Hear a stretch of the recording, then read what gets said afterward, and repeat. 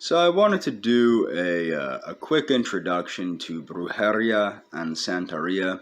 I will be handling these two different belief systems independently in the playlist, simply because they are very different from one another.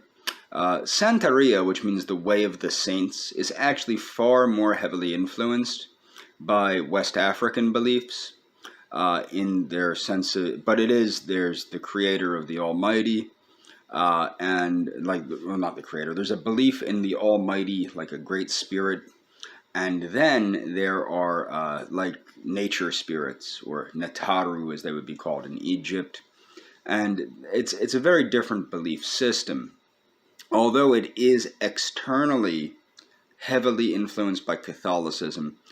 And again, a majority of the practitioners of Santeria are devoutly Catholic. The roots of Santeria are more of an Afro-Caribbean nature than they are of a Catholic nature. Whereas in Brujeria, Brujeria is essentially very Catholic.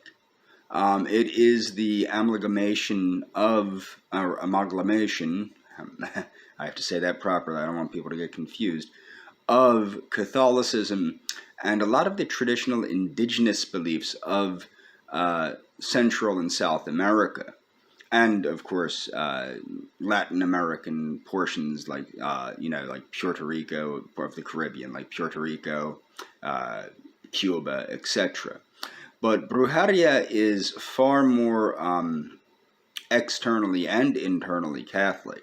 Although now you are seeing a lot more, now that there is more known about the Maya and the Aztec and the Inca, simply because archaeology and anthropology is starting to uncover these things. And you are seeing a lot more lay people, which is who make up the Brujeria, the Bruja and the Brujos.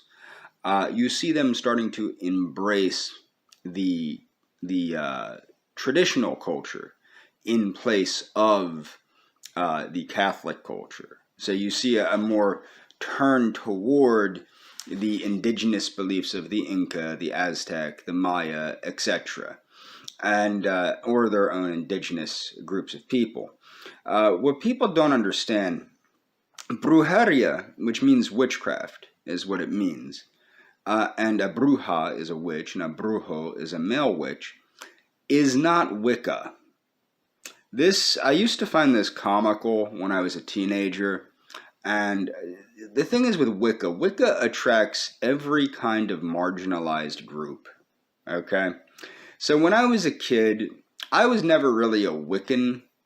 I would hang out with Wicca people, and I would celebrate the Sabbaths, or not the Sabbaths, the Sabbats, the solar festivals, the solstices, equinoxes, and cross quarters.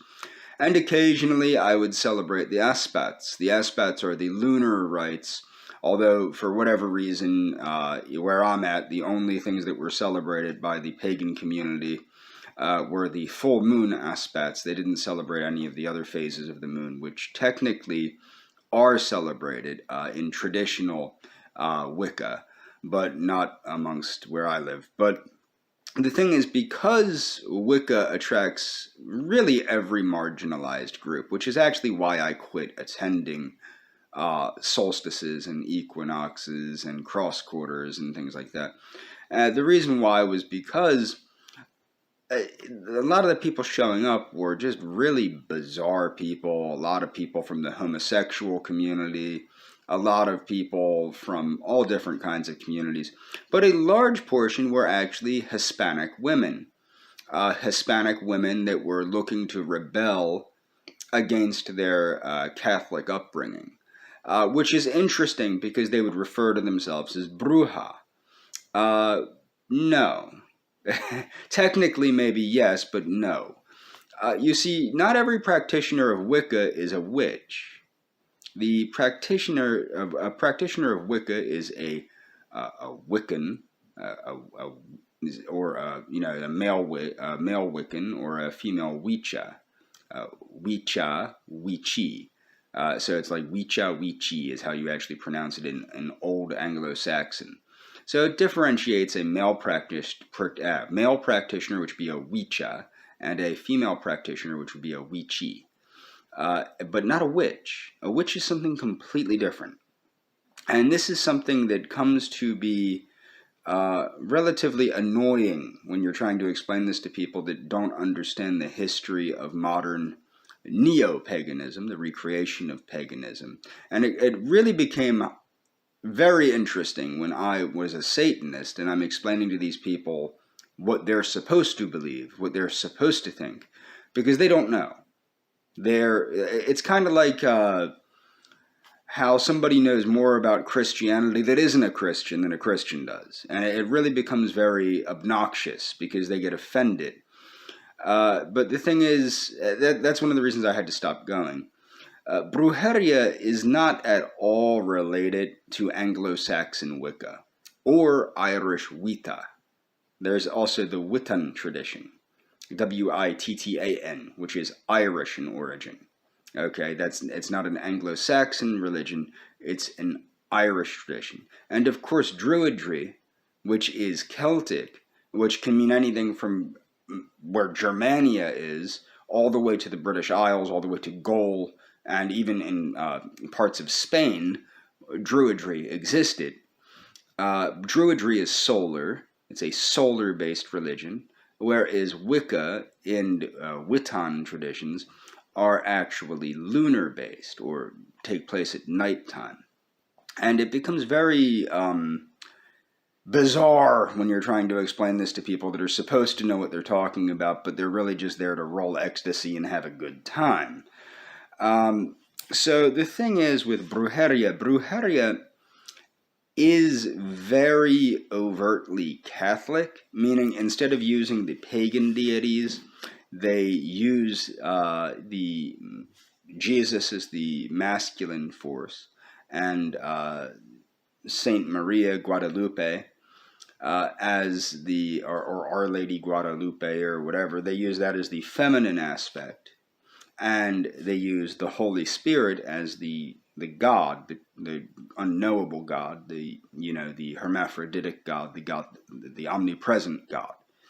And Brujeria is similar to Wicca, except for the fact that it is obviously overtly indigenous American, overtly Catholic, and has some Spanish influence in it, particularly the Catholic influence. So you have a far different feel. I have never met a bruja, and I've only met bruja, meaning female practitioners of brujeria. I've never met one that was not Mexican or of Mexican descendants. So I don't really have any personal experience with a bruja that is, say, Puerto Rican or Cuban or whatever. I've only met ones of Mexican descendants.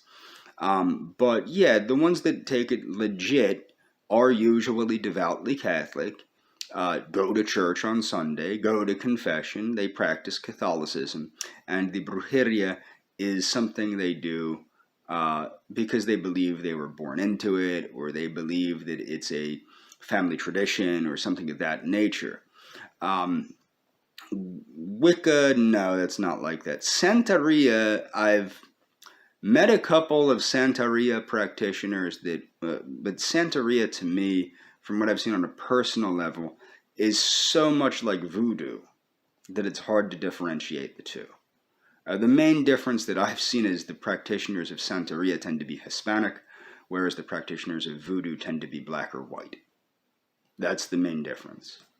But I do plan on getting into this a lot deeper. The reason I'm not covering Santeria in depth is because, or in depth in this video, is because it is so similar to voodoo that I've already covered voodoo somewhat thoroughly in depth, that I will be building on this as I cover these two belief systems. I'm going to start with Brujeria and then move into Santeria. One of the more main differences of Santeria, I think, is there is, well, no, I guess that's not really a main difference. Both voodoo and Santeria focus on the saints primarily. Brujeria is also a tradition that is more or less associated with indigenous American beliefs and strict Catholicism. A lot of the practitioners are strictly Catholic. Now, to be fair, this is what people don't understand. I have met one Brujeria practitioner that was a Satanist, okay, but a Laveyan Satanist that practiced Brujeria as the craft tradition. Now, what people don't understand, why can't you say witchcraft? Okay, witchcraft. Witchcraft isn't a religion. Witchcraft is a practice. Some of the religions that practice witchcraft include Laveyan Satanism, theistic Satanism, Brujeria. Okay, so, and also Christianity. There are a good number of devout Christians that are practicing witches. And that's all for this video. I'm going to start. There are links in the description. Please follow the links in the description. Check them out, read them, grasp them. And that's about all for this video.